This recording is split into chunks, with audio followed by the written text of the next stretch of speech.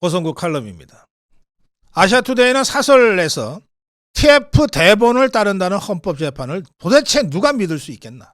강력하게 헌재를 질타했습니다.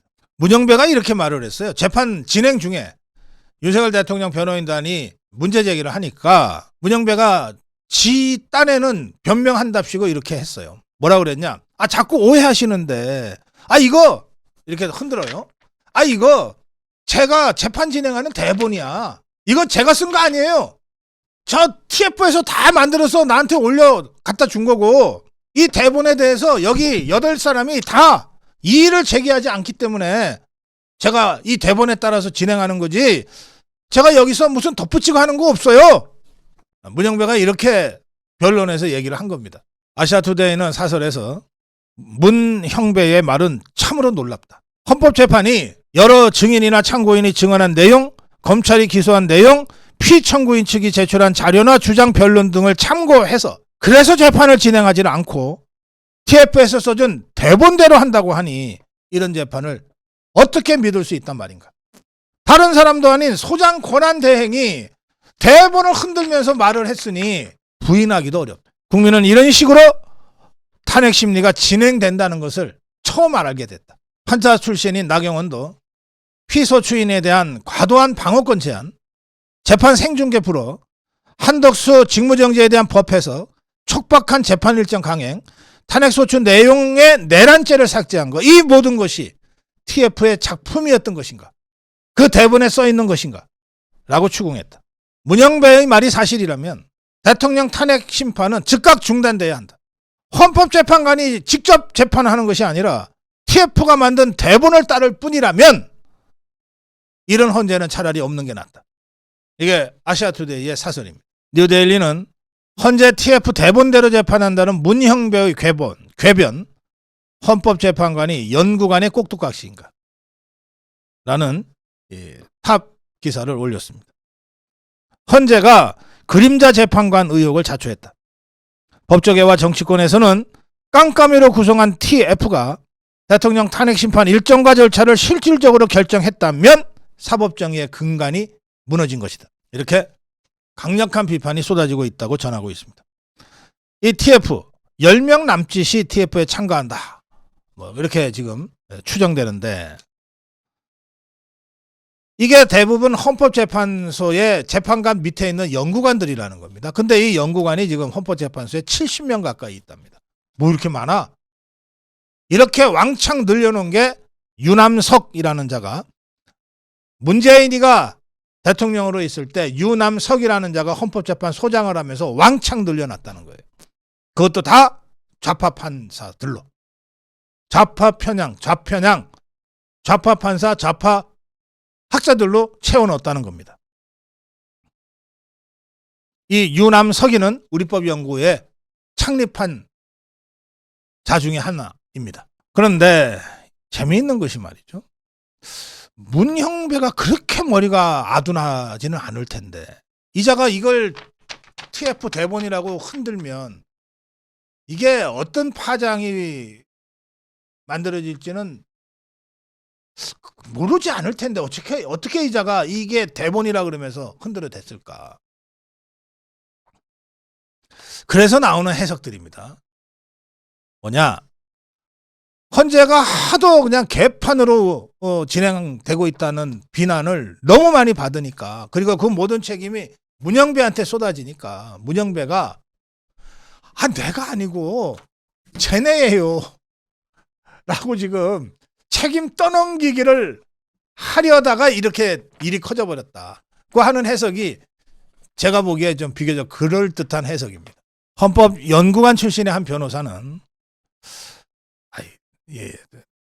헌법재판은 연구관들이 밑에서 조력을 한다. 그래도 재판을 진행하는 것은 재판관이지 연구관이 아니다. 연구관이 써주는 대로 그대로 할 거면 연구관이 재판관 하지 뭐하러 연구관 따로 재판관 따로 하겠냐. 조력은 받을 수 있지만 재판 진행은 재판관이 하는 거다. 그런데 문영배는 재판 진행 자체를 TF가 써준 대본대로 한다고 얘기를 해버렸다. 네. 그래서 지금 헌재가 이번 이 TF 대본 파동으로 깜깜한 이 블랙박스처럼 여겨졌던 헌재 내부의 사정이 이제 조금씩 드러나기 시작했어요. 대충 제가 여기저기 들은 얘기들을 종합해 보면 이런 것 같습니다. 자, 민주당이 저 마은혁이 임명촉구 결의안까지 강행 처리했는데 저렇게 마은혁한테 매달리는 이유가 뭘까? 지금 8명의 헌법재판관 중에 대통령 파면적으로 6명이 이미 확보가 돼 있다면 마은혁이가 다시 필요가 없지 않냐? 이건 무슨 얘기냐? 아직 6명 확보를 못했다는 뜻이다. 최소한 3명은 반대하고 있다는 뜻이다. 4명 또는 3명은 반대하고 있으니까 5명만으로는 대통령 파면을 할 수가 없으니까 마은혁이라도 갖다 넣으려고 지금 저렇게 발악을 하는 것 아니냐. 그게 하나 있습니다. 그 다음에 이 문영배가 이게 갑자기 TF 대본이라고 흔들어 버리는 거, 이 TF도 문영배가 다 일방적으로 다른 재판관들하고 상의도 없이 지가 대행이라는 그 이유로 일방적으로 임명을 했는데, 사실은 70여 명쯤 되면 그중에 실력이 있는 자 없는 자들이 있을 것이 뻔한데, 그리고 거기에도 자유우파 성향의 연구관이 단 한 명도 없을지는 않을 텐데, 그런 사람들 사이에서 야 이거 결론 정해놓고 밀어붙이는 거냐고 하는 불만들이 헌재 내부에서 있었다. 이게 다만 바깥으로 전달이 되지 못했을 뿐인데 이제 TF 파동으로 인해서 그런 얘기들이 바깥으로 새어나오기 시작했다. 그동안 불만이 있어도 입국닷 하고 있었는데, 그런데 이제 터져나오기 시작했다. 특히 이 불만은, 야 재판 망쳐놓은 건 문영배인데 왜 우리한테 뒤집어 씌워? 지만 살려고? 라고 하는 문영배에 대한 강력한 비판과 반발로 지금 터져나오고 있다. 형배가 형배했다라고 하는 말이 헌재 직원들 사이에서 파다하게 돌고 있다. 그래서 야 더 이상 안 되겠다. 저거 그동안 얼마나 갑질해야 됐냐. 그거 우리 한두 개라도 좀 폭로를 해버리자. 라고 하는 움직임까지 있다. 제가 들은 얘기는 여기까지입니다. 자, 여기서 제가 오늘 그야말로 그냥 가설적인 말씀을 하나만 드리겠습니다. 여러분, 제가 젊은 시절에 민주화 운동을 할 때 좌파와 자유우파가 거의 뒤섞여서 했기 때문에 제가 20대 때부터 지금 뭐 좌파의 최고 원로라고 하는 자들을 다 제가 잘 압니다. 그런데요, 이 좌파들 중에 말이죠, 명과 실이 일치되는 자가 저 아직 하나도 못 봤어요. 명실, 겉으로 내세우는 것과 속의 행동과 계산이 일치되는 자는 단 하나도 제가 본 적이 없어요. 자, 이 자들은 겉으로는 뭐라 그럽니까? 곧 죽어도 민주주의를 위해서, 혁명의 대의를 위해서, 공익을 위해서, 인권을 위해서, 곧 죽어도 바깥으로는 대외적으로는 그렇게 얘기합니다. 근데 실제로 돌아서 보면 이것들 말이죠, 단 한 번도 자신의 사익을 포기한 적이 없어요. 개인의 출세 욕망을 포기한 적이 없어요. 겉으로는 온갖 그럴듯한 말을 내뱉으면서 실제로는 자기의 개인 이익, 출세, 돈, 이런 것에 극악스럽게 매달려 왔던 것이 좌파들입니다. 김대중이가 그랬고, 노무현이가 그랬고, 문재인이가 그랬고, 이재명이가 그랬고, 조국이가 그랬고, 똑같습니다. 그래서 좌파들을 우리가 이해하기가 어려운 거예요. 이것들이 하는 말하고 실제 행동이 안 맞는 게 정상이니까, 좌파들한테는. 우리는 보통 그래도 정치하고 대통령이나 됐다 싶으면 말하는 것과 행동이 같을 거라고 전제하고 듣잖아요. 절대 안 그래요, 의자들은. 이재명이가 아주 전형을 보여주고 있잖아요. 좌회전 깜빡이 놓고 우회전 하기가 보통이에요. 그냥 이게 정상이야. 박근혜 존경한다더니 진짜 존경한 줄 알더라. 이런 식의 얘기가 너무나 정상적으로 통하는 게 좌파 세상이에요. 그래서 8년 전 박근혜 대통령 탄핵 당할 때 이 박영수라는 자가 결정적인 역할을 했잖아요. 이 박영수라는 자 말이에요. 이 자는 무슨 박근혜 대통령 탄핵 관련된 뭐 여러 가지 무슨 뭐 국정농단이니 뭐니 그 당시 좌파가 내세웠던, 지금 생각하면 말도 안 되는 것들이지만 어쨌든 좌파들이 내세웠던 대의 명분이 있잖아요. 탄핵의 불가피성, 이런 데 아무 관심이 없었던 자예요. 그럼 박영수 이자는 뭐에 관심이 있었을까?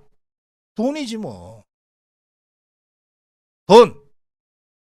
50억이든 3억이든 큰 돈이든 작은 돈이든 담은 몇백만 원짜리 렌트비까지도 그냥 지 주머니에 들어오면 지 돈이야.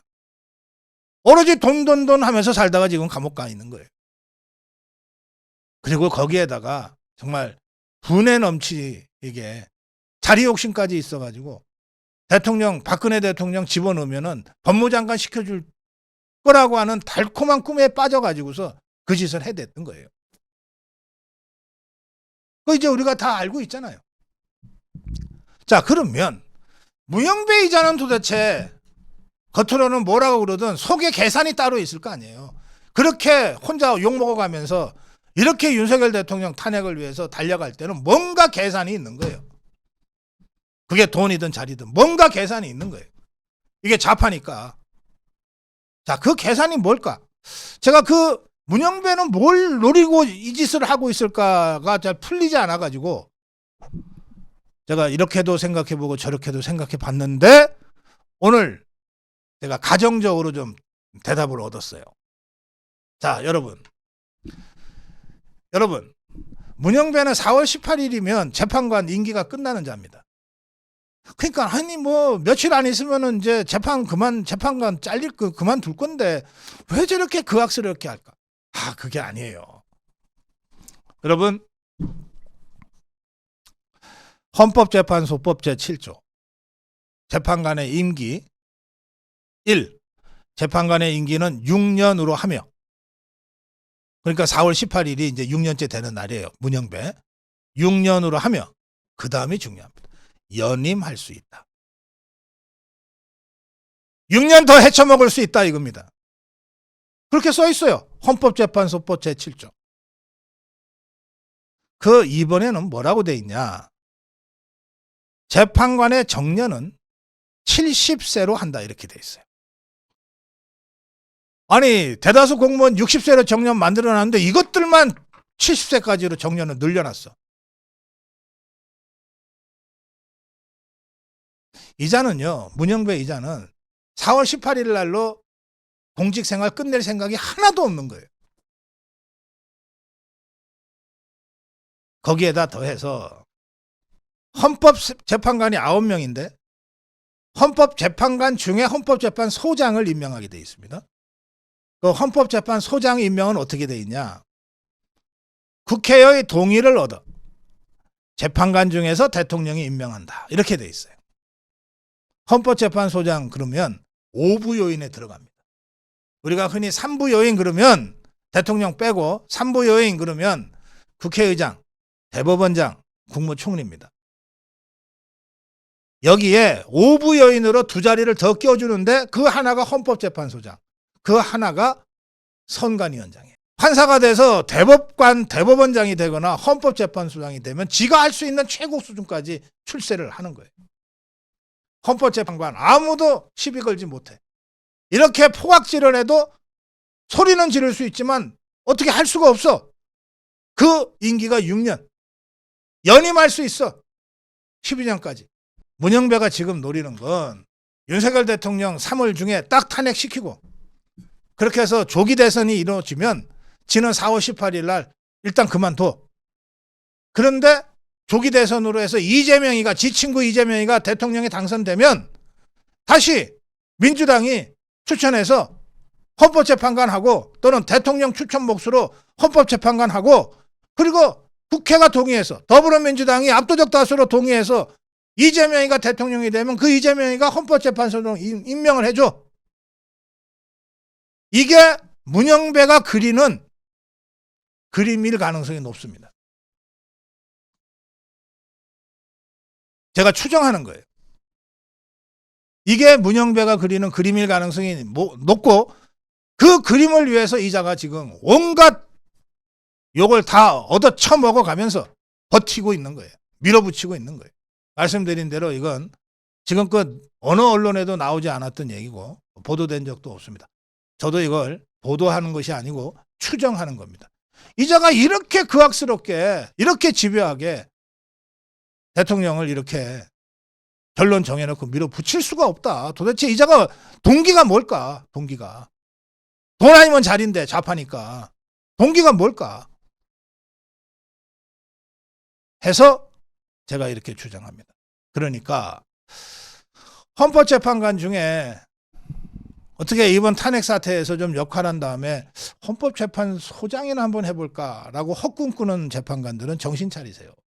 이재명이가 대통령 되면 문영배가 다음 헌법재판소장이 된다고 저는 확신합니다. 그렇게 해서 사법 독재를 해나가려고 하는 구도가 저 종북 주사파 핵심들 사이에서 이미 그려져 있을 거다. 이 점을 정확하게 인식하고 대처할 필요가 있다. 늘 욕심 때문에 무너진다 그러잖아요. 이 문영배 이자의 욕심 때문에 결국은 대통령 탄핵의 그 모래성이 다 무너질 거고 헌재도 무너지고 있다. 이 점도 동시에 강력하게 경고합니다. 네, 고성국 칼럼이었습니다.